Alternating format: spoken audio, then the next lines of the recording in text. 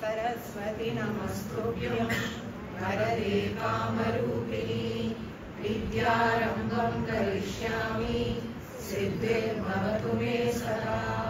गुरुर्ब्रह्मा गुरुर्विष्णुः गुरुदेवो महेश्वरः गुरुसाक्षात् परब्रह्म तस्मै श्री गुरवे नमः। ॐ सहना भवतु सहनौ भुनक्तु सह वीर्यं करवावहै तेजस्विनावधीतमस्तु मा विद्विषावहै। ॐ शान्ति शान्ति शान्तिः। हरिः ॐ श्री गुरुभ्यो नमः। हरिः ॐ। நான் சொல்றேன், திருப்பி சொல்லுங்க. எண்ணிய முடிதல் வேண்டும் நல்லவே எண்ணல் வேண்டும் திண்ணிய நெஞ்சம் வேண்டும் தெளிந்த நல் அறிவு வேண்டும் பண்ணிய பாபம் எல்லாம் பரிதி முன் பணியே போல நன்னிய நின்முன் இங்கு நசித்திடல் வேண்டும் மன்னாய். இப்ப இந்த புக்ல 79வது பாட்டு எடுத்துக்கோங்க.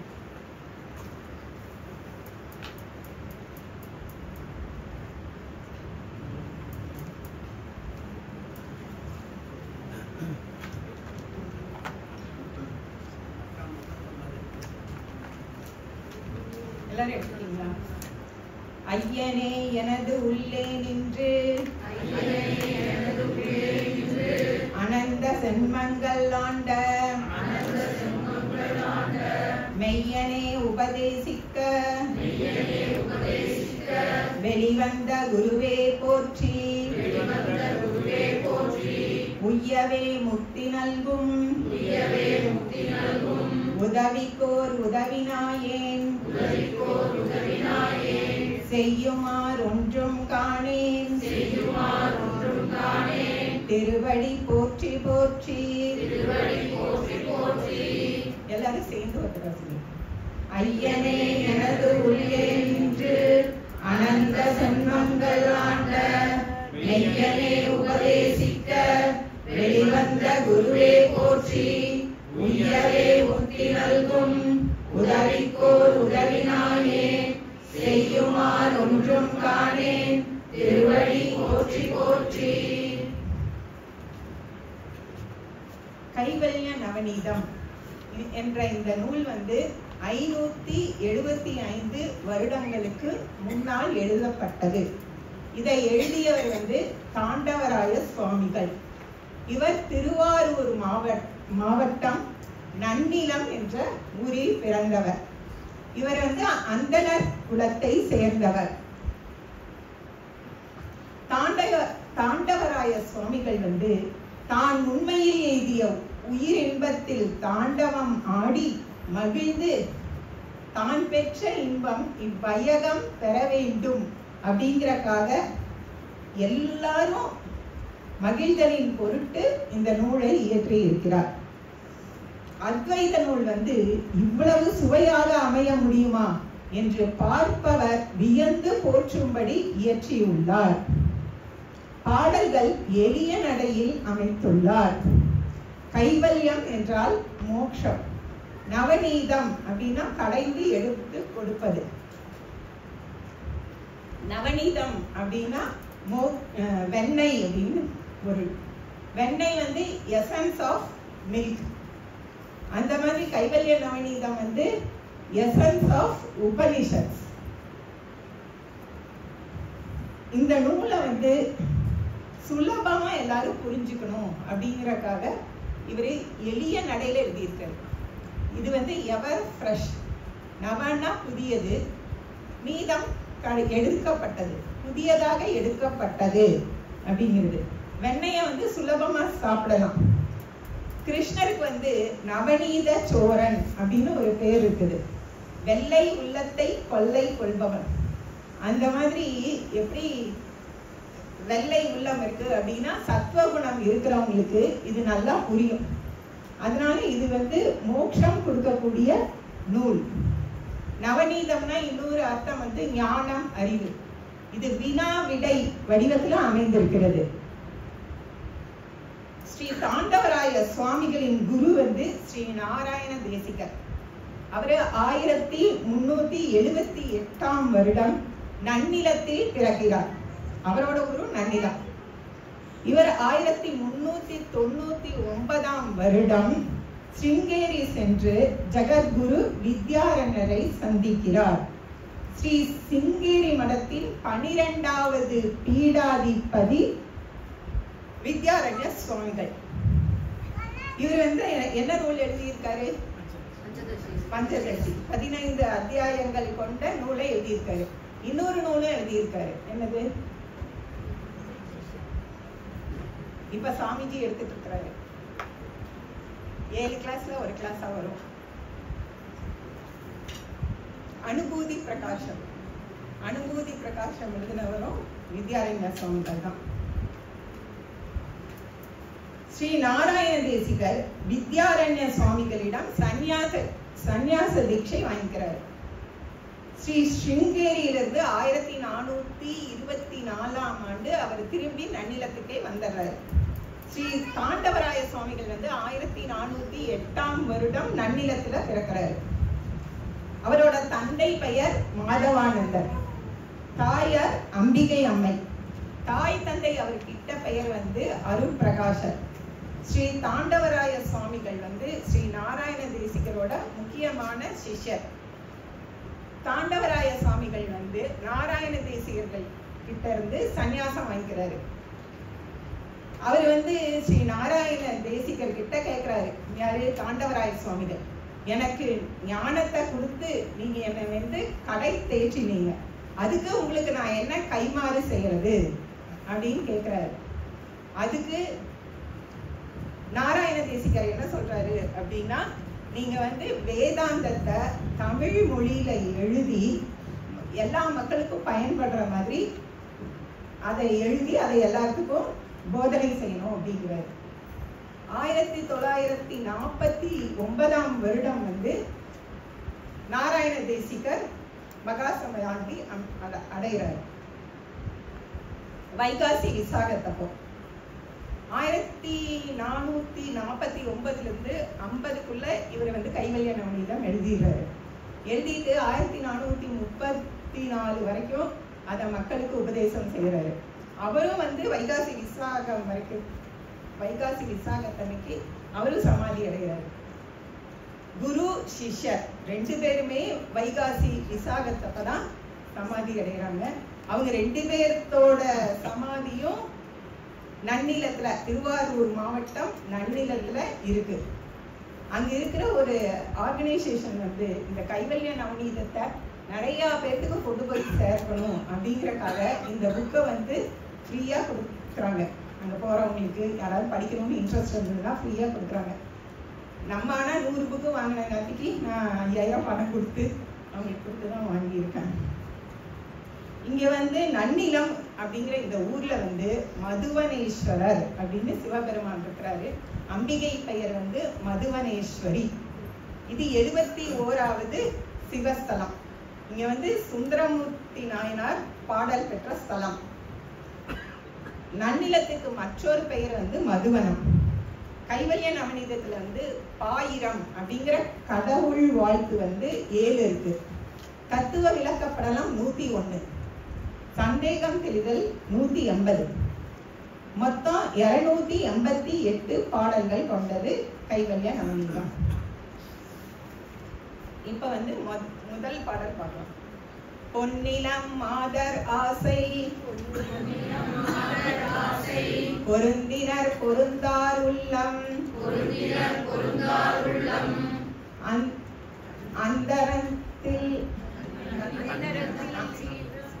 அந்தரத்தில் ஜீவ சாட்சி மாத்திரமாய் நிற்கும்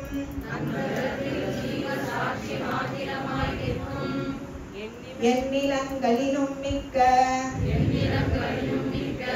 எழுநிலம் அவற்றின் மேலாம்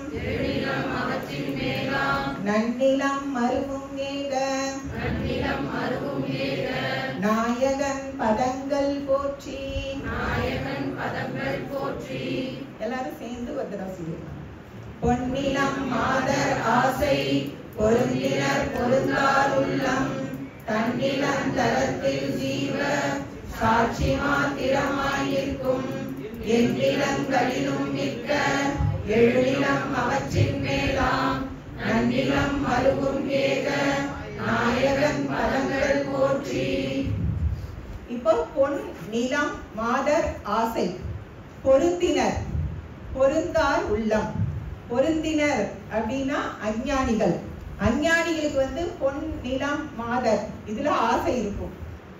பொருந்தார் அப்படின்னா ஞானிகள். ஞானிகளுக்கு பொன் நிலம் மாதர் இதுல வந்து ஆசை இருக்காது.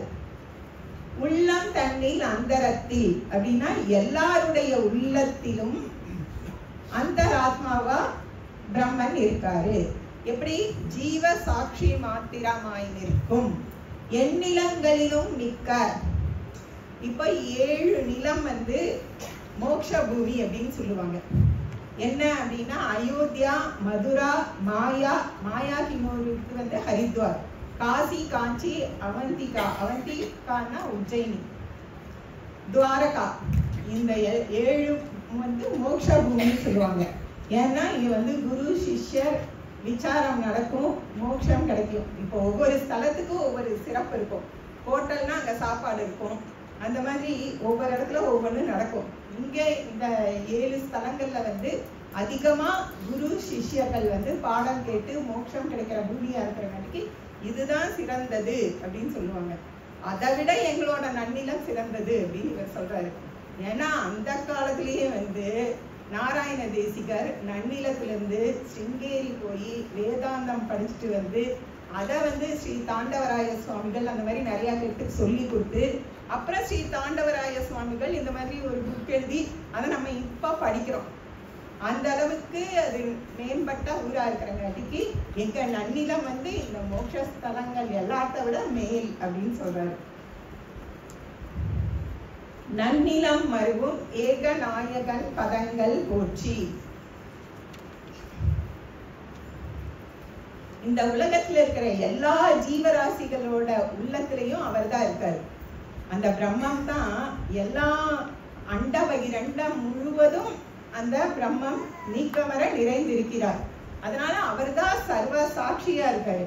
சர்வ சாட்சியா இருக்கிறவரு ஒரு ஜீவனுக்கு உள்ள இருக்கும்போது ஜீவ சாட்சியா இருக்காரு. அதாவது ஜீவ சாட்சி மாத்திரமாய் நிற்கும் எண்ணிலங்களிலும் மிக்க எழுநிலம் அவற்றின் மேலாம் நன்னிலம் மருவும் ஏக நாயகன் பதங்கள் போற்றி அப்படின்னு ஏக நாயகனை வணங்கி இந்த நூல் வந்து விக்னமின்றி முடியும் பொருட்டு வாழ்த்தி வணங்கினார். இப்ப ஏக நாயகனை வணங்கினால் அனைத்து மூர்த்திகளையும் வணங்கியது ஆகும். அப்படிங்கிறதுனால ஏக நாயகனை வணங்கினார். இந்த பிரம்மமே ஏக நாயகன். எல்லா இடத்துலயும் இருக்கிற ஏக நாயகன் என்னோட உடம்புலையும் துரியம் அப்படிங்கிற நன்னிலத்தில் கலந்து இருக்கிறார். நன்னிலம்ங்கிறத இப்படியும் எடுத்துக்கலாம். நம்மளுக்குள்ள கலந்து இருக்கிற நன்னிலம், நம்மளோட உடம்புக்குள்ள இருக்கிற அந்த ஹிருதயம் நன்னிலம். எப்படி வந்து கடல் ஜலம் முழுவதிலும் ஏகமாக உப்பு கலந்து இருக்கிறதோ அந்த மாதிரி பிரம்மம் வந்து எல்லா இடத்துலயும் கலந்து இருக்காரு. அனைத்திற்கும் சாட்சியாக இருக்கிறார். இப்ப வந்து 80 லட்சம் யோனிகள் இருக்கிற எல்லா ஜீவராசிகளுக்குள்ளேயும் இருக்காரு. இப்ப வந்து மண்குடம் பொன்குடம் அப்படின்னு ஏற்ற தாழ்வின்றி எதுவாக இருந்தாலும் எல்லாவற்றிலும் ஒரே விதமாய் நிரம்பும் ஆகாசத்தை போல இந்த பிரம்மமும் எல்லா இடத்துலயும் இருக்காரு. அப்படி இருக்கிறவரு தான் வந்து ஜீவ சாட்சியாகவும் ஏக நாயகனாகவும் இருக்கிறார். இப்ப அஞ்ஞானிகள் வந்து உடம்புல இருக்கும்போது இந்த உலகத்துல இருக்கிற விஷயங்களோட பொருந்தி இந்த பொன் நிலம் மாதர் இதுல ஆசை வைத்து இருப்பார்கள். அவங்க என்ன நினைக்கிறாங்க அப்படின்னா இந்த உலகம் சத்தியம், இந்த தேகம் தான் நானு, போகம் தான் என்னோட குறிக்கோள் அப்படின்னு நினைக்கிறாங்க. கண்டதே காட்சி கொண்டதே கோலம் என்னும் எண்ணத்தை விட்டு நீங்காமல் இருக்கிறார்கள். ஆனா ஞானி என்ன நினைக்கிறாரு அப்படின்னா, இந்த பொன் நிலம் மாதர்ல எல்லாம் ஆசை இல்லாம நானே சச்சிதானந்த பிரம்மம் அப்படின்னு தெரிந்து அவங்க பிரம்மத்திலேயே எப்பவுமே பொருந்தி இருக்கிறதுனால இந்த பொன்னிலம் மாதர் ஆசையிலிருந்து பொருந்தாம இருக்காங்க.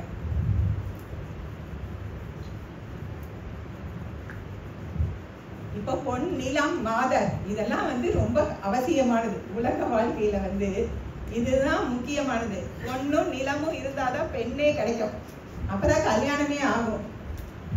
அதனால எல்லாத்தோட மனசும் இதுலதான் இருக்கு. இதுல விருப்பு வெறுப்பு இல்லாம இருக்கணும், அவ்வளவுதான். இத நம்ம வேண்டாம் அப்படின்னு வெறுத்து ஒதுக்க முடியாது. இந்த உலகத்துல வாழும்போது பொன் நிலம் மாதர் இதெல்லாம் தேவை.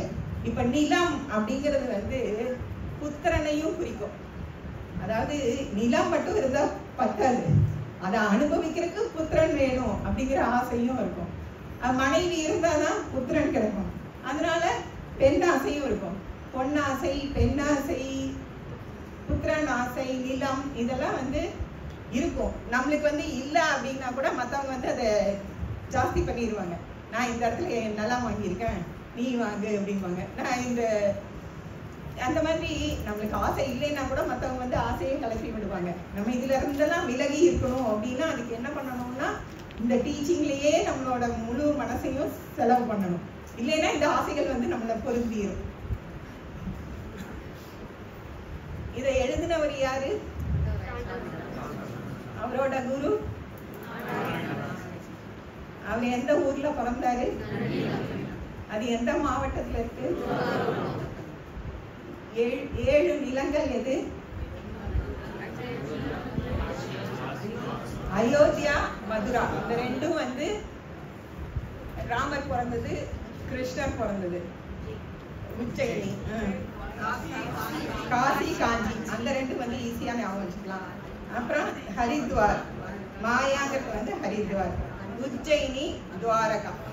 இந்த இடங்கள்லாம் எப்பவுமே இந்த விசாரம் தான் நடந்துட்டு இருக்கும். வேதாந்த விசாரம் நடந்துட்டு இருக்கிறதுனாலதான் இது 7 பூமிகளும் ரொம்ப சிறந்தது அப்படின்னு சொல்லுவாங்க. அப்ப பாரதியார் என்ன பாடியிருக்காரு அப்படின்னா, காசியில் ஞானிகள் கேட்பதை காஞ்சியில் கேட்பதற்கு கருவிகள் செய்வோம் அப்படின்னு பாடியிருக்காரு. அது இப்ப நிஜமாயிருக்கு. இப்ப நம்ம எங்க இருந்தாலும் லாவண்யாஜி கிளாஸ் கேட்கணும், ரங்காஜி கிளாஸ் கேட்கணும்னா கேட்க முடியும். அது அந்த மாதிரி இப்ப அவர் கனவு கண்டது இப்ப நினைவாயிருக்கு. இந்த நமஸ்காரத்தை நிர்குண பிரம்மண நமஸ்காரம் பண்ணதாவும் எடுத்துக்கலாம், குரு நமஸ்காரமாவும் எடுத்துக்கலாம், ஈஸ்வர நமஸ்காரமாவும் எடுக்கலாம். அதாவது மதுவனேஸ்வரர் அங்க இருக்கிற கடவுளை வணங்கினதாவும் இருக்கலாம், இவரோட குரு நாராயண தேசிகரை வணங்கினதாவும் எடுத்துக்கலாம். இன்னொரு தடவை இந்த பாட்டை படிச்சுட்டு அடுத்தது, பொன்னிலம் மாதர் ஆசை பொருந்தினர் பொருந்தார் உள்ளம் தன்னிலம் தரத்தில் ஜீவ சாட்சி மாத்திரமாய் நிற்கும் எந்நிலங்களிலும் மிக்க எழுநிலம் அவற்றின் மேலாம் நன்னிலம் மருகும் ஏக நாயகன் பதங்கள் போற்றி. ஈன்றளித்தளிக்கும் செய்கைக்கு ஏதுவாம் அயனாய் மாலாய் ஆன்ற ஈசனுமாய்த்தானே அனந்த மூர்த்தியுமாய் நிற்கும் பூன்ற முத்தனுமாய் இன்ப புணரியாதவனாய் நாளும் தோன்றிய விமலபோத சொரூபத்தை பணிகின்றேனே. எல்லாரும் சேர்ந்து வந்துடும். ஈன்றலை தளிக்கும் செய்கைக்கு ஏதுவாம் அயனாய் மாலாய் ஆன்ற ஈசனுமாய் தானே அனந்த மூர்த்தியுமாய் நிற்கும் பூன்ற முத்தனுமாய் இன்ப உலகிலாதவனாய் நாளும் தோன்றிய விமலபோத ஸ்வரூபத்தை பணிகின்றேனே. ஈன்று அப்படின்னா படைத்து, படைக்கும் கடவுள் யாரு? பிரம்மன். அவருக்கு இன்னொரு பேரு அயன். இங்க அவரை வந்து அயன் சொல்லியிருக்காரு. அழித்து அப்படின்னா காப்பாத்துறது. காப்பாத்துற தெய்வம் யாரு? விஷ்ணு, திருமால். இங்க வந்து மாலாய் அப்படின்னு கொடுத்துட்டாரு. அழிக்கும், அழிப்பவர் யாரு? ஈஸ்வரன், சிவன். ஈன்று அழித்து அழிக்கும் செய்கைக்கு ஏதுவாம் அயனாய் மாலாய் ஆன்ற ஈசனுமாய் தானே. ஆன்ற அப்படின்னா சிறந்த. ஈசனுக்கு வந்து சிறந்தன்னு போட்டுறாரு. மற்றவங்களுக்கு எல்லாம் அயனாய் மாலாய் ஆன்ற ஈசனுமாய் தானே. அனந்த மூர்த்தியுமாய் நிற்கும். எல்லா மூர்த்திகளும் அவர்தான். 33 கோடி தேவதைகளாகவும் அவர்தான் இருக்காரு. அனந்த மூர்த்தியுமாய் நிற்கும் தோன்ற முத்தனுமாய் இன்ப புணரியாதவனாயும் தோன்றிய விமலபோத ஸ்வரூபத்தை பணிகின்றேனே. இப்ப வந்து பூர்ணமான முக்த ஸ்வரூபமாக இன்ப புணரி ஆதவனாய், அது வந்து இன்ப கடல், இன்ப கடவுள் கடலான ஆதவன். ஆதவன்னா சூரியன். சூரியன் மாதிரி நாளும் தோன்றிய விமலபோத ஸ்வரூபத்தை பணிகின்றேனே.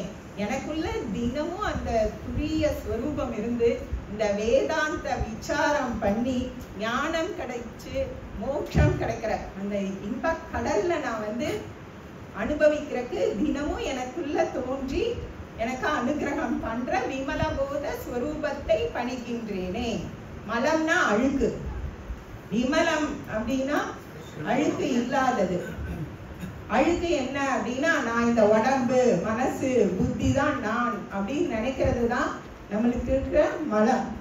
அது இல்லாதது நாம் பிரம்மன் நினைச்சோம்னா விமல ஸ்வரூபம். நம்மளும் விமல ஸ்வரூபம் தான். அந்த பூர்ணம் பிரம்மம் நான் தான். இதேதான் 17 உலகங்கள், அதாவது 80 லட்சம் யோனிகள்லயும் அவன் தான் இருக்கான். இந்த சுவாமிஜி அடிக்கடி சொல்லுவாரு, இந்த உலகம் வந்து எவ்ரிதிங் புட் டுகெதர் இன்டெலிஜென்ட்லி அப்படின்னு. இந்த உலகத்தை படைக்கணும் அப்படின்னா அவருக்கு எத்தனை இன்டெலிஜென்ட் இருக்கணும். நம்மளுக்கு ஒரு சின்ன எறும்பை கூட நம்மளால படைக்க முடியாது. எல்லாத்துக்குள்ளேயும் இருக்கிறது வந்து எல்லாத்துக்கும் இருக்கிறது 2 கண்ணு 2 காது, மூக்கு, வாய், இதெல்லாம் ஆனா டிஃப்ரெண்ட். ஒவ்வொருத்தங்க ஒவ்வொரு மாதிரி படைச்சிருக்காரு. ஒவ்வொருத்தங்களோட ரேகை கூட ஒரே மாதிரி இல்லாம இத்தனை வகையான உயிரினங்களை படைச்சு 17 லோகங்களை படைச்சு அதுல இத்தனை ஜீவராசிகளை படைச்சு அவங்களோட கர்மத்துக்கு தகுந்த மாதிரி கர்மா பலனை கொடுத்து இந்த உலகத்தை படைச்சிருக்காரு அப்படின்னா அவருக்கு எத்தனை ஒரு அறிவு இருக்கணும். அப்படிப்பட்ட அந்த இறைவன் வந்து வணங்குறேன் அப்படிங்கிறாரு. அவர் தான் எல்லாமாவும் இருக்காரு. பூரணமாக இருப்பதனாலதான் அவர் வந்து அனந்தம். அனந்தமா இருக்கிறதுனாலதான் ஆனந்தம். இது வந்து லிமிட்லெஸ் ஆனந்தம். அதனால ஒரு எக்ஸாம்பிள் நம்மளுக்கு சொல்லணும் அப்படிங்கறதுக்காக இன்ப புணரி அப்படின்னு போட்டாங்க. இன்பம் வந்து கடல் மாதிரியான இன்பம். இந்த சச்சிதானந்த ஸ்வரூபம் தான் நானு அப்படின்னு தெரிஞ்சுக்கிறது தான் ரொம்ப ரொம்ப முக்கியம். நம்ம வந்து எதை விரும்புறோம் அப்படின்னா எதை விரும்பும் போது நம்ம விரும்புறது சச்சிதானந்த ஸ்வரூபத்தை தான். ஏன்னா நம்ம என்ன நினைக்கிறோம், நம்ம இறக்கவே கூடாது, எப்பவுமே இருக்கணும் அப்படின்னு நினைக்கிறோம். ஆனா நம்ம எப்பவுமே இருக்கிறவங்க தான் அப்படின்னு சொல்லுது. சத்து, சத்துன்னா எப்பவுமே இருக்கிறது, 3 காலத்திலும் இருப்பது, எதையும் சாராமல் இருப்பது, அதுதான் உன்னோட ஸ்வரூபம் அப்பா அப்படின்னு சொல்றாரு. ஆனா நம்ம இந்த உடம்புன்னு நினைச்சிட்டு இந்த உடம்பை வச்சுட்டே நான் எப்பவுமே இருக்கணும் அப்படின்னா இருக்கவே முடியாது. அப்படி இருந்தாலும் சாமிஜி என்ன சொல்லுவாரு அப்படின்னா 90 100ன்னா அவங்க வந்து இந்த மாதிரி ஆயிடுவாங்க, குமிஞ்சு கூன் போட்டு அந்த மாதிரி ஆயிரும். இந்த உடம்பையே வச்சுட்டு நம்ம 100 வருஷம் இருந்தா கூட நம்மளுக்கும் ப்ராப்ளம், நம்மளை சுத்தி இருக்கிறவங்களுக்கும் ப்ராப்ளம். இந்த உடம்பு நான் இல்ல, நான் பிரம்மம்னா நம்ம வந்து எப்பவுமே இருந்துட்டே தான் இருக்கிறோம். அதுதான் நம்மளோட ஸ்வரூபமே. சித்து, கான்சியஸ்னஸ், அறிவு ஸ்வரூபமாவும் நம்ம இருக்கிறோம். அப்புறம் அனந்தம், ஆனந்தம், பூர்ணமாக நம்ம இருக்கிறோம். அது வந்து தெரியாததுனாலதான் நான் இந்த உடம்பு மனசு புத்தி அப்படின்னு நினைச்சிட்டு இந்த உடம்புக்கு வர்ற துன்பங்கள்லாம் எனக்கு வர துன்பம், வர மனசுக்கு வர துன்பத்தை எல்லாம் எனக்கு வர துன்பம், அவன் என்னை இப்படி திட்டான், எனக்கு இது ரொம்ப ஹர்ட் ஆயிடுச்சு அப்படின்னு ரொம்ப அதையெல்லாம் எடுத்துட்டு நம்ம துக்கப்படக்கூடாததுக்கெல்லாம் துக்கப்பட்டுட்டு இருக்கிறோம். அதெல்லாம் தேவையே இல்லை. நீ வந்து சச்சிதானந்த ஸ்வரூபம் அப்படின்னு நம்மளுக்கு வேதாந்தம் வந்து நம்மளை எப்பவுமே புகழ்ந்துட்டு இருக்குது. யாருமே இந்த மாதிரி நம்மளை புகழ மாட்டாங்க. நம்ம ஏதோ ஒரு உடம்புன்னு இருந்தா மனசுன்னு இருந்தா நீ செஞ்ச இது தப்பு அது தப்பு அப்படின்னு சொல்லிட்டு இருப்பாங்க. ஆனா வேதாந்தம் என்ன சொல்லுது? நீ சச்சிதானந்த ஸ்வரூபம் அப்படின்னு எப்ப பார்த்தாலும் சொல்லிட்டே இருக்கு. அதனால நம்மளுக்கு இதுதான் பிடிக்குது. நம்மளுக்கு இந்த உலகத்திலேயே யாரை பிடிக்குது அப்படின்னா நம்மளைத்தான் பிடிக்கும். நம்மளை எத்தனை தடவை கண்ணாடியில பார்த்தாலும் நம்மளுக்கு சலிக்காது. நல்லா இருக்கிறோமோ நல்லா இல்லையோ நம்ம உடம்புதான் நம்மளுக்கு பிடிக்கும். அதே மாதிரி நம்மளுக்கு பிடிக்கிறது வந்து நம்மளைத்தான் பிடிக்கும். நம்மளை யாராவது புகழ்ந்துட்டே இருந்தா ரொம்ப நல்லா இருக்கும்.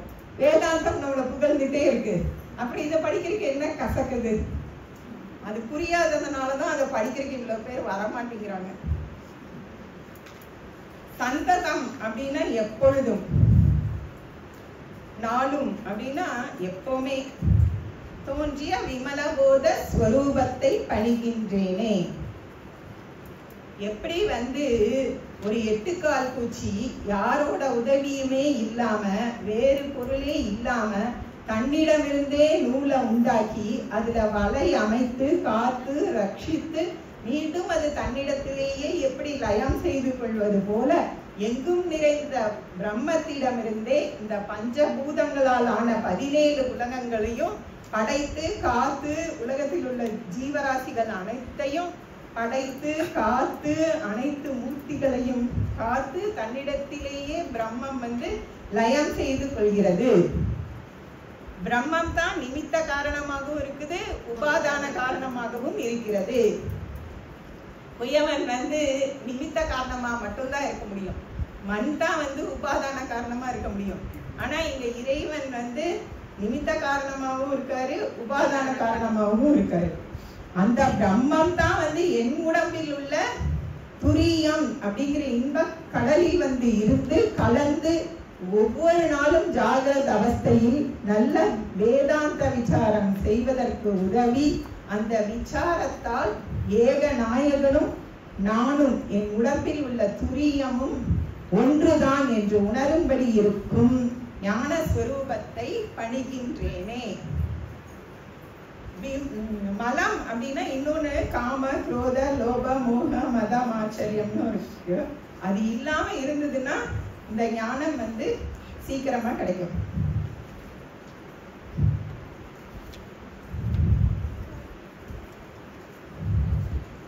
எல்லாரும் சேர்ந்து ஒரு தடவை ரெண்டாவது. ஈன்றளித்தளிக்கும் செய்கைக்கு ஏதுவாம் அயனாய் மாலாய் ஆன்ற ஈசனுமாய் தானே அனந்த மூர்த்தியுமாய் நிற்கும் பூன்ற முத்தனுமாய் இன்ப புணரியாதவனாய் நாளும் தோன்றிய விமலபோத சொரூபத்தை பணிகின்றேனே.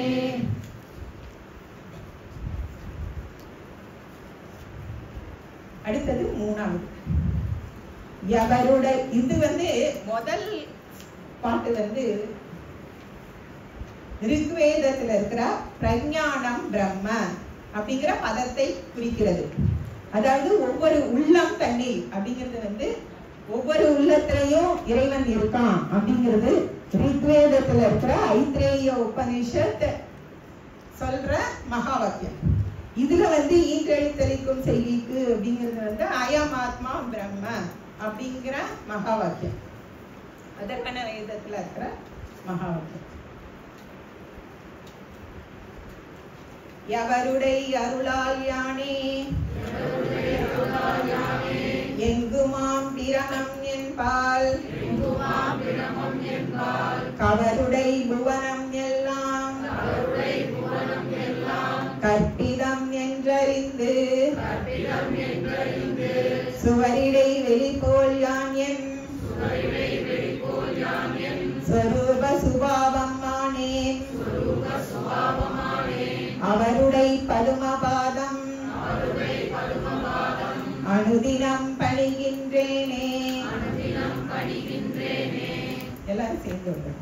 எவருடைய அருளால் யானே எங்குமாம் பிரமம் என்பால் அவருடைய புவனம் எல்லாம் கற்பிதம் என்றறிந்து சுவரிடை வெளிப்போல் யான் என் சொரூப சுபாவம் ஆனே அவருடைய பதுமபாதம் அனுதினம் பணிகின்றேனே.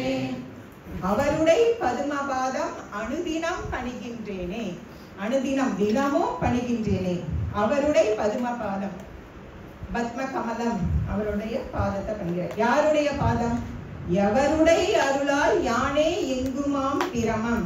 யாருடைய அருள்னால நானே எங்கேயும் இருக்கிற பிரம்மம் அப்படின்னு தெரிஞ்சுட்டனோ அவருடைய பதுமபாதம் அனுதினம் பணிகின்றேனே. நான் வந்து பிரம்மம். என்பால் கவருடைய புவனம் எல்லாம் கற்பிதம். என் மேலதான் இந்த எல்லா உலகமும், அதாவது வேற வேற வித்தியாசம் இருக்கிற 17 உலகங்களும் என் மேல கற்பிதம் பண்ணிட்டு இருக்கு அப்படின்னு சொல்லிட்டு நான் புரிஞ்சிட்டு இருக்கிறனோ. எப்படி? சுவரிடை வெளிப்போல் யான் என் ஸ்வரூப சுபாவம் ஆனேன். இப்ப இந்த சுவர் இருக்கு, அதுக்குள்ள ஆகாசம் இருக்கு. இந்த ஆகாசமும் வெளியில இருக்கிற ஆகாசமும் வேற வேற இல்லை. எல்லாம் வந்து ஒரே ஆகாசம் தான். இங்க இருக்கிற ஆகாசமும் சரி, வெளியில இருக்கிற ஆகாசமும் சரி, இருக்கிறது ஒரே ஒரு ஆகாசம் தான். அதே மாதிரி இருக்கிறது ஒரே ஒரு பிரம்மம் தான். இத வந்து இருக்கிறது ஒரே ஒரு ஆகாசம் தான் அப்படின்னு தெரிஞ்சுக்கிறதுக்காக நம்ம வந்து இந்த சுவரை எல்லாம் உடைச்சுதான் தெரிஞ்சுக்கணும்னு கிடையாது. சுவர் இருக்கும் போதே நம்ம வந்து தெரிஞ்சுக்கிறது என்ன தெரிஞ்சுக்கலாம் அப்படின்னா, இருக்கிறது ஒரே ஆகாசம் தான் தெரிஞ்சுக்கலாம். அந்த மாதிரி இந்த உடம்பு இருக்கும் போதே நான் வந்து பிரம்மம் அப்படின்னு தெரிஞ்சுக்கிறது தான் நம்மளுக்கு வந்து ரொம்ப ரொம்ப முக்கியம். இந்த உடம்புல இருக்கிற ஆத்மா வந்து இதற்கு முன்னாடி அநேக கோடி ஜென்மங்கள் உடம்பு எடுத்திருக்கு. இவர் என்ன சொல்றாரு அருணகிரிநாதர்?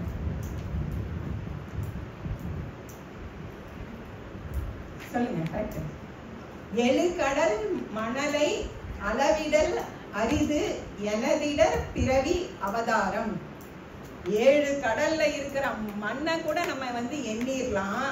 ஆனா நான் எத்தனை பிறவி எடுத்தேன் அப்படின்னு எண்ணவே முடியாது அப்படின்னு சொல்றாரு. நம்ம வந்து அந்த மாதிரி எத்தனையோ கோடி பிறவி எடுத்துக்கிறோம். அந்த பிறவியிலெல்லாம் நான் தான் பிரம்மம் தெரிஞ்சுக்கல. அதனாலதான் நம்ம இந்த பிறவியில இருக்கிறோம். அந்த மாதிரி இறைவன் வந்து நம்மளுக்கு அருள் புரிந்து இதை நம்மளுக்கு சொல்லி கொடுக்கிறவரு குரு. நீ வந்து இந்த உடம்பு இல்ல, நீ பிரம்மம் அப்படின்னு. அதனால எவருடைய அருளால் நானே எங்குமாம் பிரமம் என்பால் கவருடை புவனம் எல்லாம் கல்பிதம் என்றறிந்து சுவரிடை வெளிபோல் யானேன் ஸ்வரூப சுபாவமானே அவருடைய பதுமபாதம் அனுதினம் பணிகின்றேனே அப்படின்னு சொல்றாரு. அப்போ குரு எவ்வளவு நல்ல காரியம் நம்மளுக்காக செஞ்சிருக்காரு. இவ்வளவு நாள் இவ்வளவு ஜென்மத்துல நான் என்ன செஞ்சுட்டு இருந்தேன்? வெளியில தான் கடவுள் இருக்காரு, வெளியில தான் கடவுள் இருக்காருன்னு ஒவ்வொரு இடமா போய் கடவுளை தேடி கடவுள் எங்க இருக்காரு அப்படின்னு தேடிட்டு இருந்தேன். குரு வந்து என்ன சொல்றாரு? கடவுள் உனக்குள்ளேயே இருக்கிறாருப்பா அப்படின்னு சொல்றாரு. யாரை போல இது அப்படின்னா, ஒருத்தர் வந்து வக்கீல், அவர் கேஸுக்காக ஆபீஸ் போகிறதுக்கு முன்னாடி கண்ணாடி எடுத்து அவர் மாட்டிக்கிறாரு. மாட்டிட்டு அந்த கண்ணாடியின் உதவியிலேயே கண்ணாடியை தேடிட்டு இருக்கிறாங்க. பக்கத்துல இருக்கிறவர் வந்து கேட்கிறாரு, என்ன தேடுறீங்க அப்படின்னு சொல்லிட்டு. கண்ணாடியை தான் தேடிட்டு இருக்கிறேன் அப்படின்னு. அடா இது உங்க கண்ணிலேயே தான் இருக்கு அப்படின்னு, இதை ஏன் தேடிட்டு இருக்கிறீங்க அப்படின்னு. அப்பதான் அவருக்கு அது புதுசா கிடைச்சது மாதிரி அவர் வந்து சந்தோஷப்படுறாரு. அந்த மாதிரி நம்ம வெளியிலேயே எங்கேயோ தேடி தேடி அலையிறோம். அது வந்து வெளியில இல்ல, உனக்குள்ள இருக்கு அப்படின்னு சொல்லி கொடுக்குறாரு. அது போல நம்ம வந்து பல ஜென்மங்களா வெளியிலேயே தேடிட்டு இருந்தோம். அந்த ஜீவனுக்கு அந்த சதகோடி ஜென்மால சுகிருதம் கர்மா செஞ்சதுனால ஒரு சத்குருவை சந்திச்சு, நீ வெளியில தேடுற பிரம்மம் வந்து உன்னோட உடம்புக்குள்ளேயே அறிவு ஸ்வரூபமாக இருக்கிறது அப்படின்னு தெரிஞ்சுக்கிறது சொல்லி கொடுக்கிறாரு. தத்துவமசி, நீதான் அதுவாக இருக்கிறாய் அப்படிங்கிற யஜுர்வேத மகா வாக்கியத்தை உபதேசிக்கிறார். அது வந்து அந்த ஜீவனுக்கு வந்து சர்வ துக்க நிவர்த்தியை கொடுக்குது, பரமானந்த பிராப்தியான மோட்சத்தை கொடுக்குது. இப்படிப்பட்ட குருவோட உபதேசத்தினாலதான் இந்த மோட்சம் கிடைக்குது அல்லவா. அதனால அந்த குருவனோட பத்மபாதத்தை அனுதினம் விடாமல் பணிகின்றேன் அப்படின்னு சொல்றாரு. பலன் கிடைக்கிறதுக்கு முன்னாடியும் குருவை நமஸ்காரம் பண்ணணும், பலன் கிடைச்சதுக்கு அப்புறமும் குருவை நமஸ்காரம் பண்ணணும். ஏன் முதல்ல ஞானத்திற்காக, அப்புறம் நன்றிக்காக. என்னை எனக்களித்த நின்னை யான் நினைவனே. வாழ்நாள் முழுவதும் நம்ம 3 பேரை நமஸ்காரம் செய்யணும். யாரு அப்படின்னா சாஸ்திரம், குரு, ஈஸ்வரன்.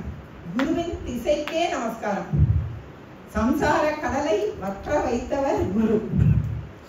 சுவருக்குள் ஆகாசம் உள்ளது என்பதை சுவரை உடைக்காமலேயே பார்க்க முடியும் அப்படின்னு காட்டி கொடுத்தவர். ஆகாசம் கட்டடம் கட்டிய இடத்துலயும் இருக்குது, கட்டாத இடத்துலயும் இருக்குது. இந்த தூய சுத்த சைத்தன்யம் இந்த உடம்புக்குள்ளேயும் இருக்குது, எல்லா இடத்துலயும் இருக்குது.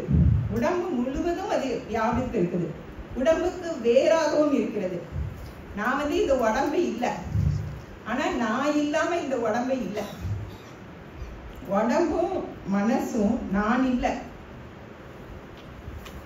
ஆனா நான் இல்லாம இந்த உடம்பும் மனசும் இருக்க முடியாது. பிரம்ம சத்தியம் ஜெகத் மித்யா அகம் பிரம்மைவ ந பரஹ. இததான் இந்த 2 லைன் தான் வேதாந்தம். இத்தனை படிக்கிறதும் 2 லைன்ல அடக்கிடலாம் அப்படின்னா பிரம்ம சத்தியம் ஜெகன் மித்யா அகம் பிரம்மைவ ந பரஹ. ஜீவ பிரம்மைவ ந பரஹனா எந்தோ ஜீவனை நினைச்சிருவோம். அகம் பிரம்மைவ ந பரஹன்னு பரமாத்மானந்த சுவாமிஜி சொல்லுவாரு. அகம் பிரம்மைவ ந பரஹ, நான் பிரம்மன் தான் அப்படின்னு நினைச்சிட்டா நம்மளுக்கு என்ன ப்ராப்ளம் இருந்தாலும் இது இந்த உடம்புக்கும் மனசுக்கும் இந்திரியங்களுக்கும் தான் வர்ற ப்ராப்ளம். எனக்கு எந்த ப்ராப்ளமே இல்லை. அதனால எல்லா சோகத்துக்கும் இதுதான் முடிவு. மற்றது ஒவ்வொருத்தங்களோட சோகத்துக்கும் அவங்கவுங்க கிட்ட கேட்டு சோகத்தை நீக்கணும். இது ஃபண்டமெண்டல் ப்ராப்ளத்தையே நீக்கிடும்.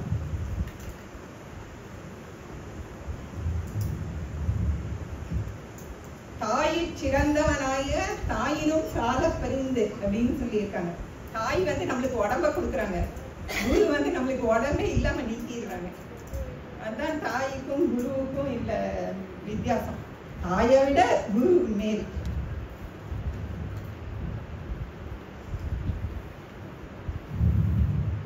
குகாரோ அந்தகாரோவை ருகார சந்நிவர்த்தகः குருரித்யவிதீயதே. கருணாமூர்த்தி வடிவானவர், மோட்ச வடிவானவர் குரு. இப்ப சுவர் இல்ல அப்படின்னாலும் ஆகாசம் இருக்கும், நம்ம இல்ல அப்படின்னாலும் பிரம்மம் இருக்கும். இப்ப மடாகாசம், கடாகாசம், ஹிருதயாகாசம், உதராகாசம் அப்படின்னு எல்லாம் சொல்லுவோம். மடாகாசம் அதனாலதான் மடத்துக்குள்ள இருக்கிற வாசம், ராமகிருஷ்ண மடம் அப்படின்னு எல்லாம் சொல்றோம்.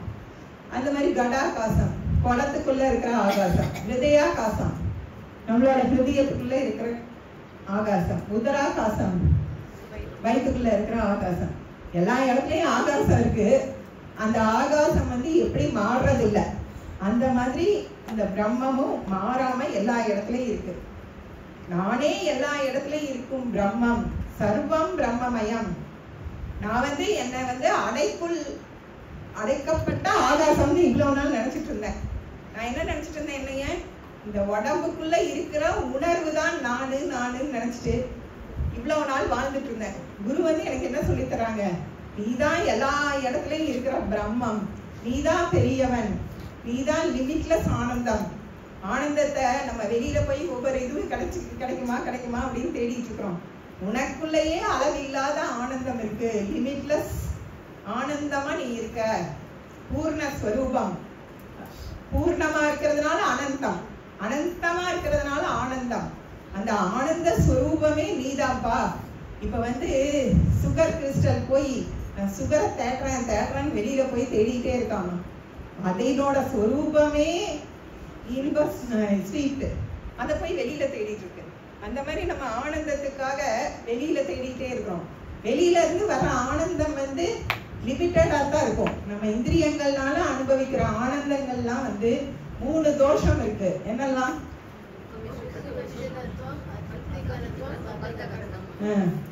அப்புறம் நிலையாவும் இருக்காது. அதனால இது என்ன சுகம் அனுபவிச்சாலும் இப்படிதான் இருக்கும். நம்மளுக்கு ஒரு பொருள் வந்ததுன்னா அது நம்மளை விட்டு போயிடும், இல்ல நம்ம அதை விட்டு போயிடுவோம். அதனால எப்பவுமே நிலையான ஆனந்தம் இந்த பொருள்கள் எல்லாம் இருக்காது. ஆனா நான் பிரம்மன் தெரிஞ்சுக்கிட்டதுதான் நிலையான ஆனந்தம் நம்மளுக்கு கிடைக்கும். இது வந்து அகம் பிரம்மாஸ்மி, நானே அந்த பிரம்மமாக இருக்கிறேன் அப்படின்னு எனக்கு சொல்லி கொடுத்த என்னுடைய குருவுக்கு நமஸ்காரம். கவருடை புவனம் எல்லாம் அப்படிங்கிறது, அதாவது இந்த உலகத்தில் இருக்கிற சேத்தன அச்சேத்தனம் வெவ்வேறான உலகம், 14 உலகங்கள். அதுல வந்து எவ்வளவோ டிஃபரன்ஸ், அதுல எத்தனையோ உயிரினங்கள், 84 லட்சம் யோனிகள்ல எத்தனையோ ஜீவராசிகள் இருக்கு. கவருடைனா அதெல்லாம் வெவ்வேறையா இருக்கு, ஆனா எல்லாமே பிரம்மம் தான். இதெல்லாம் உண்மையில கற்பிக்கப்பட்டிருக்கிறது அப்படின்னு சொல்லி எனக்கு சொல்லி கொடுத்தவரு. இப்ப வந்து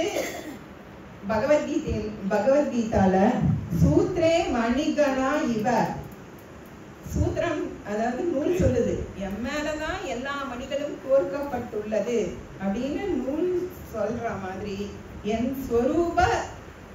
சொரூபத்துலதான், பிரம்மஸ்வரூபத்துலதான் இந்த புவனம் எல்லாமே கல்பிக்கப்பட்டிருக்கிறது. மையேவ சகலம் ஜாதம் மயி சர்வம் பிரதிஷ்டிதம்.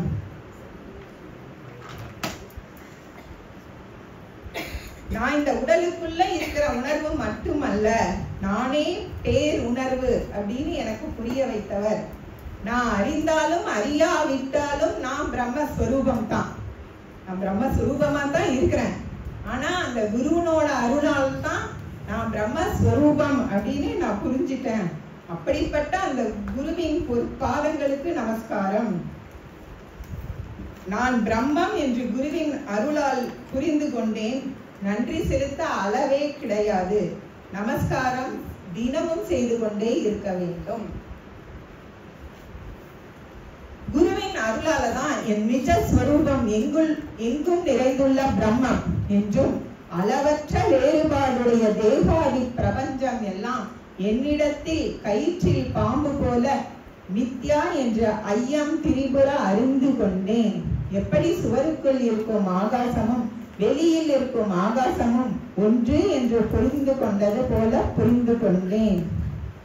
உலகம் கயிற்றில் பாம்பு போல மித்யா என்று புரிந்து கொண்டேன்.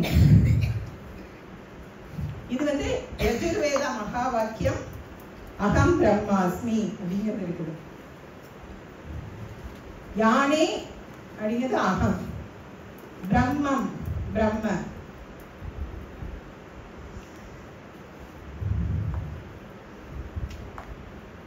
ஆனே அப்படிங்கிறது அசீபதம். அகம் பிரம்மாஸ்மி.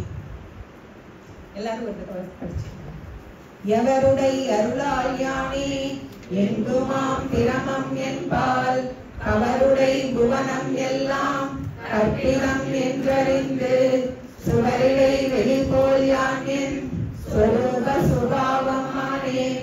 அவருடை பதுமபாதம் அனுதினம் பணிகின்றேனே.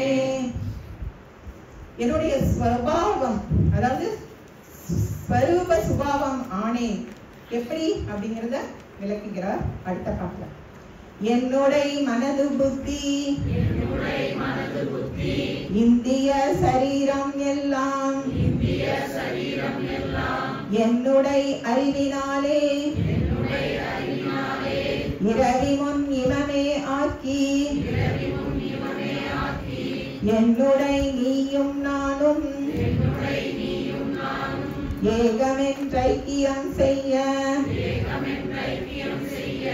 என்னுடைய குருவாய் தோன்றும் ஈசனை இறைஞ்சினேனே.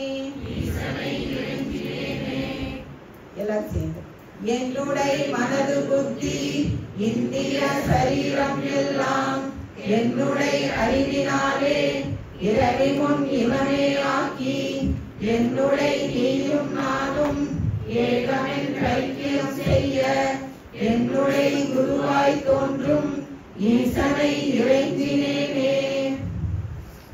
அப்போ ஈசன் தான் வந்து குருவா வந்து அருள் புரிகிறார், உபதேசம் செய்கிறாரு. குருர் பிரம்மா குருர் விஷ்ணு குருர் தேவோ மகேஸ்வரः குரு சாட்சாத் பரபிரம்ம தஸ்மை ஸ்ரீ குரவே நமः. என்னுடைய குருவாய் தோன்றும் ஈசனை இறைஞ்சினேனே அப்படிங்கிறது. என்னுடைய மனது புத்தி, மனசுனா என்ன? தத்துவபோதம் என்ன சொல்லுது? சங்கல்ப விகல்பம் மனக. புத்தி நிச்சயாத்மிகா புத்தி. இந்திய அப்படின்னா இந்திரியங்கள். இந்திரியங்கள்லாம் எவ்வளவு இருக்கு?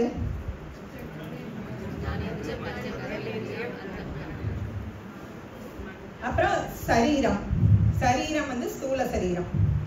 என்னுடைய ஸ்தூல சரீரம், சூக்ஷ்ம சரீரம், காரண சரீரம், இது எல்லாமே என்னுடைய அறிவினாலே, அதாவது அகம் பிரம்மாஸ்மி தத்துவமசி அப்படிங்கிற அறிவினாலே இரவி முன் இமமே ஆக்கி. இரவி சூரியன் முன்னாடி பனி, சூரியன் வந்த உடனேயும் பனி எப்படி விலகிருமோ அந்த மாதிரி இந்த அறிவினால, நான் இந்த அறிவு அடையிறதுக்கு முன்னாடி என்ன நினைச்சிட்டு இருந்தேன் அப்படின்னா, நான் தான் இந்த மனசு புத்தி இந்திரியங்கள் இதெல்லாம் தான் நானு நினைச்சிட்டு இருந்தேன். இந்த அறிவினால நான் என்ன புரிஞ்சுக்கிட்டேன் அப்படின்னா, நான் வந்து பிரம்மம் அப்படின்னு புரிஞ்சுப்பேன். அதனால வந்து அது மாதிரி விலகிடுது. நான் வந்து மனசு புத்தி இந்திய சரீரம் நினைச்சிட்டு இருக்கிறதெல்லாம் வந்து பனி. இந்த ஞானம் வந்து சூரியன். இந்த ஞானம் வந்த உடனேயும் இந்த பனி விலகிடுற மாதிரி இந்த அஞ்ஞானம் என்னை விட்டு நீங்கிடுச்சு. என்னுடைய நீயும் நானும் ஏகம் என்று ஐக்கியம் செய்ய. நீயும் நானும் ஒண்ணுதான். தத்துவமசி அப்படிங்கிற மகா வாக்கியத்தை இதுல எடுத்துக்கலாம்.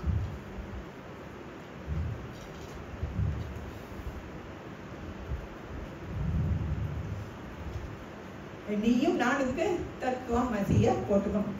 நீயும் நானும் ஒண்ணு அப்படின்னு ஐக்கியம் செய்ய. இங்க ஐக்கியம் செய்யனா செய்யறதெல்லாம் இல்ல, அறிவின் மூலம் உணர்வதுதான் செய்யறது. ஐக்கியம் செய்ய என்னுடைய குருவாய் தோன்றும் ஈசனை இறைஞ்சினேனே. என்னுடைய மனது புத்தி இந்திய சரீரம் எல்லாம் என்னுடைய அறிவினாலே இரவி முன் இமனே ஆக்கி என்னுடைய நீயும் நானும் ஏகமென்று ஐக்கியம் செய்ய என்னுடைய குருவாய் தோன்றும் ஈசனை இறைஞ்சினேனே. இது வந்து எத்தனையோ வருஷத்துக்கு முன்னாடி எழுதியிருந்தா கூட இப்பவும் நம்மளுக்கு புரிஞ்சுக்கிற அளவுக்கு சுலபமா இருக்குது. திருக்குறள் வந்து 2000 வருஷத்துக்கு முன்னாடி எழுதியிருந்தா கூட இப்பவும் சிலதெல்லாம் தவிர மற்றதெல்லாம் நம்மளுக்கு புரிகிற மாதிரி தான் எழுதியிருக்காங்க. அதாவது ஈஸ்வர அதிஷ்டான சைத்தன்யமும் ஜீவ அதிஷ்டான சைத்தன்யமும் ஒண்ணுதான். உயிரும் உயிருக்கு ஆதாரமும் ஒண்ணுதான் அப்படிங்கிறது தூய உணர்வுலதான் உயிருக்கு உயிரான இறைவனும் உயிரும் மாயையால் கற்பிக்கப்பட்டுள்ளது என்பதுதான் அத்வைத சித்தாந்தம். ஏகம் ஐக்கியம் அப்படிங்கறதெல்லாம் தெரிந்து கொள்வதுதான். உன்னை பொறுத்து சேர்க்கறது இல்லை. ஐக்கியம்னா சேர்க்கிறது அப்படிங்கிறது. இப்ப வந்து சேர்க்கிறதுங்கிறது வந்து அறிந்து கொள்வதுதான். 10 குடம் இருக்குது, குடத்தை உடைத்து விட்டு ஆகாசம் சேர்ந்தது அப்படின்னு எப்படி சொல்றது? ஆகாசமே பிரிவதும் இல்லை சேர்வதும் இல்லை அப்படின்னு இருக்கும்போது பிரம்மம் எப்படி பிரியும் தோன்றும்? இது வந்து பிரிந்த மாதிரி ஒரு தோற்றம் தான். அதனால இதை வந்து பிரிக்க முடியாது, சேர்க்க முடியாது. இது ஒரு தோற்றம் தான். அந்த தோற்றத்தை தான் நீக்கணும். பிரிந்த மாதிரி நம்ம நினைச்சிட்டு இருக்கிறோம். எப்படி ஆகாசம் வந்து ரூக்குள்ள பிரிஞ்ச மாதிரி இருக்குதோ அந்த மாதிரி தூய உணர்வு நம்மளுக்குள்ள இருக்கிறது பிரிந்த மாதிரி இருக்குது. அதை வந்து ஞானத்தினாலதான் நீக்க முடியும். உடம்ப விட்டதுக்கு அப்புறம் தான் இது தெரிஞ்சுக்கணும்னு கிடையாது. உடம்பு இருக்கும் போதே நான் இந்த உடம்பு இல்ல, நான் பிரம்மம் அப்படின்னு தெரிஞ்சுக்கிறது தான் இந்த ஞானம். இது வந்து ஞானத்தினோட ஆற்றலை வணங்கினார். எதனால் ஞானத்தை வணங்கினார்னா, ஒரு ஜீவன் மானிட பிறப்புக்கு வந்து ஆத்ம விசாரம் செய்து ஞானத்தை அடைந்து அதன் பின்னர் இந்த உலகத்தில் இருக்கும் பஞ்ச பதார்த்தங்களில் உள்ள சத்திய புத்தி நீங்குகிறது. அதனால் பிரம்ம சத்தியம் ஜெகன் மித்யா என்ற அறிவு வருகிறது. அப்படி உணரப்பட்டவுடன் பஞ்சபூத பதார்த்தங்களை மனம் பற்றுவதில்லை. அப்படி பற்றாத மனம் அகத்தும் புறத்தும் ஓடுகிற ஆற்றலற்று விறகு இல்லாத நெருப்பு போல ஒடுங்கி நசிந்து விடுகிறது. அப்ப வந்து நம்ம வந்து பிரம்ம சத்தியம், பிரம்மத்திலேயே நம்மளோட மனசு நிலைத்திருந்ததுன்னா நிலைத்திருக்க முடியும். நாலா பக்கமும் சிதறிட்டு இருக்கிற மனசை வந்து பிரம்மத்துல நிலை நிறுத்து அப்படின்னா நிலை நிறுத்த முடியாது. நம்ம உலக விஷயங்கள்ல இருந்து வைராகியம் அடைஞ்சாதான் இந்த பிரம்மத்திலேயே நம்மளோட மனசு நிலைத்து நிற்கும். நம்ம வந்து மன ஒருமுகப்பாடு அப்படிங்கிறது உலக விஷயத்திலேயே மன ஒருமுகப்பாட்டோட செஞ்சாதான் அந்த காரியத்தை நல்லா செய்ய முடியுது. இது வந்து நுணுக்கரிய நுண்ணுணர்வு. இதை தெரிஞ்சுக்கிறது வந்து ரொம்ப நுணுக்கமானது. அப்படி இருக்கும்போது நம்மளோட மனசு வந்து ரொம்ப சுத்தமா இருக்கும்போது இதை புரிஞ்சுக்கிறது வந்து ஈஸியா இருக்கும். என்னுடைய மனம் புத்தி இந்திரியங்கள் அனைத்தும் என்னுடைய அறிவினாலே சூரியன் முன் பனி போல் இல்லாமல்லாக்கி தத்துவமசி என்ற ஈஸ்வர அதிஷ்டான சைத்தன்யமும் ஜீவ அதிஷ்டான சைத்தன்யமும் ஒன்றே என்ற ஐக்கியத்தை குருவாகி போதித்த குருவாகிய ஈஸ்வரனை வணங்கினேனே அப்படிங்கிறார். இப்ப நம்ம எல்லாரும் சேர்ந்து ஒரு தடவை இந்த படிக்கிறோம். என்னுடைய மனது புத்தி இந்திய சரீரம் எல்லாம் என்னுடைய அறிவினாலே இறைவன் இவனை ஆக்கி என்னுடைய நீயும் நானும் ஏகவின் ஐக்கியம் செய்ய என்னுடைய குருவாய் தோன்றும் ஈசனை இறைஞ்சினேனே. அந்தமும் நடுவும் இன்றி ஆதியும் இன்றி வான் போல் சந்ததம் ஒளிரும் ஞான சத்குரு பாதம் போற்றி பந்தமும் வீடும் காட்ட பரந்தனுள் பார்க்க மாட்டா மந்தரும் உணருமாறு வத்து தத்துவம் சொல்வேனே. அந்தமும் நடுவும் இன்றி ஆதியும் இன்றி வான் போல் சந்ததம் ஒளிரும் ஞான சத்குரு பாதம் போற்றி பந்தமும் வீடும் காட்ட பரந்தனுள் பார்க்க மாட்டா மந்தரும் உணருமாறு வத்து தத்துவம் சொல்வேனே. இப்ப அனுபந்த சதுஷ்டயம் அனுபந்த சதுஷ்டயம் சொல்லுவாங்க. என்னெல்லாம்?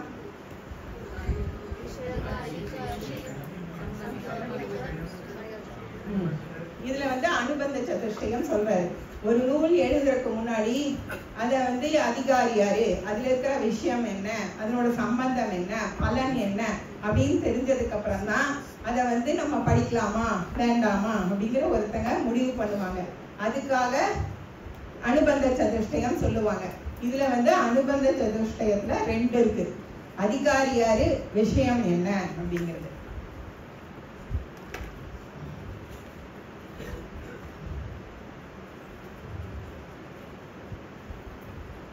வஸ்து தத்துவம் சொல்வேனே அப்படிங்கிறது தான் வந்து விஷயம். யாருக்கு? மந்தரும் உணருமாறு. மந்தரும் உணருமாறு வஸ்து தத்துவம் சொல்வேனே. சரி, மந்தருக்கு தான் சொல்லி இருக்காரு. நம்ம எல்லாம் வந்து ரொம்ப புத்திசாலிகள், நம்மளுக்கு வேண்டாம் அப்படின்னு விட முடியாது. ஏன்னா அவங்களே உணர்ந்துக்கிறோம் அப்படிங்கும் போது புத்திசாலிகளுக்கு இது வந்து ஈஸியா புரிஞ்சுக்க முடியும். மந்தரும் உணருமாறு வஸ்து தத்துவம் சொல்வேனே. ஏன்னா தமிழ்ல சொல்லும் போது தமிழ் எல்லாத்துக்கும் தெரிஞ்சிருக்கும். இப்ப சான்ஸ்கிரிட்ல உபநிஷத்தெல்லாம் படிக்கணும் அப்படின்னா எல்லாம் வேதாந்தத்துக்கு வர்றதே 50 வயசு 60 வயசு அந்த மாதிரி வந்துட்டு நீங்க சான்ஸ்கிரிட் படிச்சு அதுல ஒவ்வொரு வேர்டா தெரிஞ்சுட்டு அப்புறம் நான் பிரம்மன் தெரிஞ்சுக்கிறது வந்து ரொம்ப கஷ்டம். ஆனா இது வந்து ஈஸியா தமிழ்லயே சொல்லிட்டாரு. யாருக்கு மந்த புத்தி இருக்கிறவங்க கூட இது ஈஸியா புரிஞ்சுக்க முடியும், மோட்சம் அடைய முடியும் அப்படின்னு சொல்றாரு. பந்தமும் வீடும் காட்டா பரந்த நூல் பார்க்க மாட்டா. பந்தம்னா என்ன, வீடுன்னா என்ன அப்படின்னு சொல்லி உபநிஷத்தெல்லாம் சொல்லுது. அதுல வேதாந்தத்துல பரந்த நூல் இருக்கு. அதை பார்க்கறதுக்கு நேரம் இல்லை. ஏன்னா மனசு இதுல இருக்க மாட்டேங்குது. மனசு எத்தனையோ விஷயம், பொன்னிலம் மாதர் ஆசையில் இருக்கும்போது மனசு வேதாந்தம் படி அப்படின்னா ஏதோ இந்த மாதிரி ஆசிரமில் ஒரு 7 நாள் சாப்பிட்டுட்டு கிளாஸ் மாற்றி கிளாஸ் இருக்கும்போது இதை நினைக்கிறதுக்கு கொஞ்சம் ஈஸியா இருக்கும். ஆனா வீட்டுக்கு போய் எத்தனையோ ப்ராப்ளம்ஸ் இருக்கும்போது நான் பிரம்மம் அப்படிங்கிறது எப்படி நினைக்க முடியும்? அதனால இது ரொம்ப ரொம்ப கஷ்டம். அதனாலதான் தமிழ்லயே சொல்லிட்டாரு. நீங்க தமிழ்ல இருந்து படிச்சு, தமிழ் முதல்ல இருந்து படிச்சிருப்பீங்க, இதுல சொன்னா புரிஞ்சுக்குவீங்க அப்படிங்கிறதுனால தமிழ்லயே அவங்கெல்லாம் எவ்வளவு கருணாமூர்த்தியா இருந்து எழுதி கொடுத்துட்டு போயிருக்காங்க. இந்த காலத்துல இன்னும் எத்தனை பேர் சிங்கேரி போயிருக்கிறீங்க? இவ்வளவு பேர் தான் சிங்கேரி போயிருக்கோம். இப்ப இவ்வளவு வசதி கிடைச்சு கூட நம்ம இவ்வளவு பேர் தான் போயிருக்கோம். அப்படி இருக்கும்போது அந்த காலத்துல அவங்கெல்லாம் நடந்தே தான் போயிருக்கணும். திருவாரூர்ல இருந்து அவர் சிங்கேரி போய் அங்க போய் சன்னியாசம் எடுத்துட்டு அப்புறம் மறுபடியும் தன்னோட ஊருக்கே ஒரு நூல் எழுதி அதை எல்லாத்துக்கும் மக்களுக்கு உபதேசம் செஞ்சு அது கொஞ்ச நாள் அது யாரும் படிக்காமையே விட்டு போயிருக்கு. யாரோ இதை காப்பாத்திட்டு வந்தங்காட்டிதான் இந்த 500 வருஷம் கழிச்சும் அது நம்மளுக்கு கிடைச்சிருக்குது. அதனாலதான் இந்த நாலேஜ் நம்ம அடைஞ்சோம் அப்படின்னா யாருக்காவது சொல்லி தரணும், இல்லைன்னா அது காணாம போயிடும்.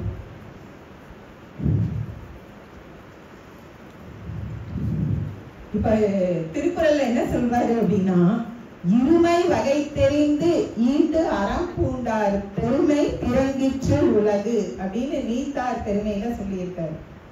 இருமை அப்படின்னா என்ன அப்படின்னா பந்தம், வீடு. பந்த சொரூபம் என்ன, வீடுன்னா அதனோட சொரூபம் என்ன அப்படின்னு தெரிஞ்சுட்டு பந்தத்தை விட்டுட்டு மோட்சத்தை அடைவதற்காக சந்நியாசத்தை மேற்கொண்டவர்களால் இந்த உலகம் பெருமையோடு விளங்குகிறது அப்படின்னு சொல்லி திருவள்ளுவர் சொல்லியிருக்கார். இருமை வகை தெரிந்து ஈண்டு அறம் பூண்டார் பெருமை பிறங்கிற்று உலகு.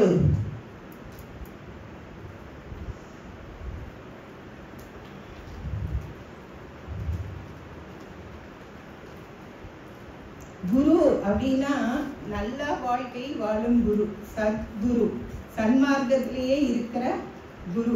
பாவம் செய்யாமல் புண்ணியமே செஞ்சு மக்களுக்கு வழிகாட்டும் குரு, ஒழுக்கமுடைய குரு. சந்ததம் அறிவு வடிவாகவே இருப்பவர், ஞான பிரகாசம். சந்ததம் ஒளிரும் அப்படின்னா ஞான பிரகாசம்னு வச்சுக்கலாம். எப்போதும் அறிவுடன் இருக்கிறார். சந்ததம் ஒளிரும் ஞான அப்படின்னா நித்திய பிரகாசம், நித்திய ஞான பிரகாசம். சொப்பனத்துல கூட எந்திரிச்சு கேட்டா நம்ம பிரம்மன் சொல்றவங்களா இருக்கணும். அந்தமும் நடுவும் இன்றி ஆதியும் இன்றி வான்போல். இந்த சுத்த சைத்தன்யத்துக்கும் அந்தம் நடு ஆதி இல்லை. எப்படி வானத்துக்கே அந்தமும் நடுவும் ஆதியும் இல்லையோ அந்த மாதிரி சைத்தன்யத்துக்கும் அந்தம் நடு ஆதி இல்லை. அதெல்லாம் அது கரெக்டா வரணுங்கிறதுக்காக ஆதி தானே முதல்ல போடணும். எதுக்கு அந்தம் போட்டிருக்காங்கன்னா அந்தமும் சந்ததம் பந்தமும் மந்தரும் அந்த மாதிரி அது கரெக்டா வரணும் அப்படிங்கறதுக்காக போட்டிருக்காங்க. அதே மாதிரிதான் ஒவ்வொரு செயல்லையும் என்னுடை என்னுடை என்னுடை என்னுடைன்னு வருது. அதுக்கு முன்னாடி எவருடை, கவருடை, சுவருடை, அவருடை அந்த மாதிரி வரணும் அப்படிங்கறதுக்காக அந்தமும் நடுவும் இன்றி ஆதியும் இன்றி வான்போல் சந்ததம் ஒளிரும் ஞான சத்குரு பாதம் போற்றி பந்தமும் வீடும் காட்டா பரந்த நூல் பார்க்க மாட்டா மந்தரும் உணருமாறு 10 தத்துவம் சொல்வேனே அப்படின்னு சொல்றாரு.